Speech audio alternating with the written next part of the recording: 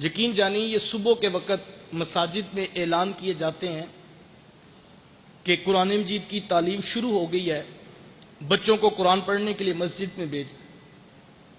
تین مرتبہ اعلان کیے جا رہے ہوتے ہیں تو اس وقت دل خون کے آنسو روتا ہے کہ یہ وقت بھی امت پہ اب آنا تھا۔ کیا قرآن اتنا ہی ہلکا رہ گیا تھا کہ اس کے لیے منت اور ترلے کیے جا رہے ہیں؟ یار کبھی کسی پرائیویٹ سکول والوں نے بھی آ کر یوں اعلان کیا رات کو کہ صبح بچوں کو سکول ٹائم سے بھیجیے گا؟ کیا قرآن اتنا ہلکا رہ گیا تھا کہ جس کے لیے تین بار اعلان کر کے جو ہے وہ منت کی جا رہی، اور پھر مائیں بچوں کو تھپڑ مارتی ہیں اور کہتی جا کے قرآن پڑھے۔ بچے کی آنکھوں میں آنسو ہوتے ہیں، میلے کچیلے کپڑے اس نے پہنے ہوتے ہیں، اور بعض اوقات رات کپڑوں میں پیشاب کیا ہوتا ہے اور وہ انہی ناپاک کپڑوں میں مسجد کی طرف آ رہا ہوتا ہے، اور ہاتھ میں اس کتاب کا پارا ہوتا ہے جس کے بارے حکم ہے لا یمسہ الا المطہرون، اس کو بے وضوئی کی حالت میں چھو بھی نہیں سکتے، اور پھر جو مساجد کے اندر کی حالت ہے وہ بھی ناگفتہ بے ہے۔ ایک قاری صاحب ہیں، 60 بچے ان کے سامنے بیٹھے ہیں، آدھا گھنٹہ کلاس کا ٹائم ہے، کوئی صاحب فہم مجھے بھی یہ بات سمجھا دے کہ اس کلاس کو کس طرح مینج کیا جائے گا۔ ایک بچے کے حصے میں 1 منٹ بھی پورا نہیں آتا، پچھلا سبق سننا بھی ہے، آگے سبق پڑھانا بھی ہے، تو پھر اس کلاس کے کیا نتائج پیدا ہوں؟ اور پھر اگر قاری صاحب گروپ بندی کر کے بچوں کو نماز یا دیگر چیزیں سکھانا چاہیں تو مائیں دروازوں پہ پہنچ جاتی ہیں کہ قاری صاحب کو نہیں پتا کہ بچہ اسکول سے لیٹ ہو رہا ہے، سارا دن اسے آج ہی سکھانا تھا۔ اچھا یہ تو تصویر کا ایک رخ ہے، اب تصویر کا دوسرا رخ بھی ملاحظہ کیجیے۔ وہی بچہ جب گھر واپس پلٹتا ہے، ماں جلدی سے اسے پکڑ کر نہلاتی ہے، رات سے یونیفارم پریس کیا تھا کہ کہیں واپڈا والے لائٹ نہ بند کر دیں اور بچہ صبح اسکول جانے میں لیٹ نہ ہو جائے، اسے پریس یونیفارم پہناتی ہے،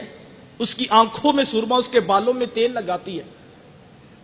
ٹائی اس کو اسکول کے یونیفارم کی دی جاتی ہے، بیچ اس کو اسکول کے یونیفارم کا لگایا جاتا ہے، پالشڈ شوز اسے دیے جاتے ہیں، اور اس کھیل میں امیر غریب دونوں جو ہے وہ پوری تیزی سے آگے بڑھ رہے ہیں۔ میں نے ان پڑھ ماؤں کو دیکھا ہے جن کو نہیں پتا کہ کاپی اور کتاب اور سبجیکٹس کتنے ہیں، لیکن وہ بھی انگلیوں پہ انہوں نے کتابوں کی تعداد اور کاپیوں کی تعداد گنی ہے، وہ رات کو پوری کر کے سوتی ہے، ربڑ شارپنر خود اس کے بیگ میں رکھتی ہے، صبح اٹھ کے لنچ باکس اس کے بیگ میں رکھا جاتا ہے، واٹر کین اس کی بغل پہ لٹکائی جاتی ہے، باپ اٹھ کے اس کا ماتھا محبت سے چومتا ہے، 10 روپے خرچی اس کی جیب میں ڈالتا ہے، اس کو اٹھا۔ لیکن ایک سوال میں آپ کے ضمیر پہ چھوڑنا چاہوں گا کہ کبھی تنہائی میں بیٹھ کر یہ سوچنا کہ آپ کی اس پوری ایکٹیویٹی سے بچے نے کیا اخذ کیا؟ بچے کو یہ بات سمجھ آئی کہ وہ جو صبح تھپڑ مار کر مسجد میں بھیجا جاتا ہے وہ تو ایک اٹھنے کا بہانہ ہے، وہاں تو 3 دن بھی چھٹی ہو جائے نہ قاری صاحب کی طرف سے پیغام آتا ہے، نہ ماں باپ پریشان ہوتے ہیں کہ تو 3 دن مسجد کیوں نہیں گیا۔ اور یہ اصل کام ہے جس کے اوپر پورے خاندان کی توجہ لگی۔ آپ کہتے ہیں یہ میری بات نہیں مانتا، یہ ماں کے ساتھ بدتمیزانہ لہجے میں بات کرتا ہے، تو صاحب معذرت کے ساتھ پورا سکول کا سلیبس اٹھا لیجئے،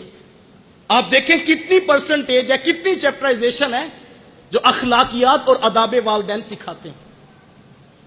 صاحب پوری کیمسٹری کھنگال مارو، کیمسٹری نہیں بتاتی کہ ماں کی سستی کا نام ہے، فزکس کے سارے اصول ایک پلڑے میں ڈال لو، فزکس کا کوئی اصول نہیں بتاتا کہ باپ کی سستی کا نام ہے۔ یہ سبق فزکس، کیمسٹری اور بایو نے نہیں پڑھانا تھا، یہ سبق یا تو رب کے قرآن نے پڑھانا تھا یا محمد کی میٹھی بولی نے سنانا تھا، لیکن ہم نے نہ بچوں کو قرآن پڑھایا نہ بچوں کو حدیث پڑھائی، اور نتیجہ وہ مانگ رہے جو قرآن اور حدیث سے پیدا ہونا تھا۔ وہ کیا کسی نے کہا تھا کہ تم نے خود ہی تو زمین میں انسانوں کے سر بوئے ہیں،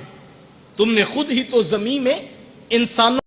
لیکن ہم نے نہ بچوں کو قرآن پڑھایا نہ بچوں کو حدیث پڑھائی، اور نتیجہ وہ مانگ رہے جو قرآن اور حدیث سے پیدا ہونا تھا۔ وہ کیا کسی نے کہا تھا کہ تم نے خود ہی تو زمین میں انسانوں کے سر بوئے ہیں، تم نے خود ہی تو زمین میں انسانوں کے سر بوئے ہیں، اب فصل خون اگلتی ہے تو لیکن ہم نے نہ بچوں کو قرآن پڑھایا نہ بچوں کو حدیث پڑھائی، اور نتیجہ وہ مانگ رہے جو قرآن اور حدیث سے پیدا ہونا تھا۔ وہ کیا کسی نے کہا تھا کہ تم نے خود ہی تو زمین میں انسانوں کے سر بوئے ہیں، تم نے خود ہی تو زمین میں انسانوں کے سر بوئے ہیں، اب فصل خون اگلتی ہے تو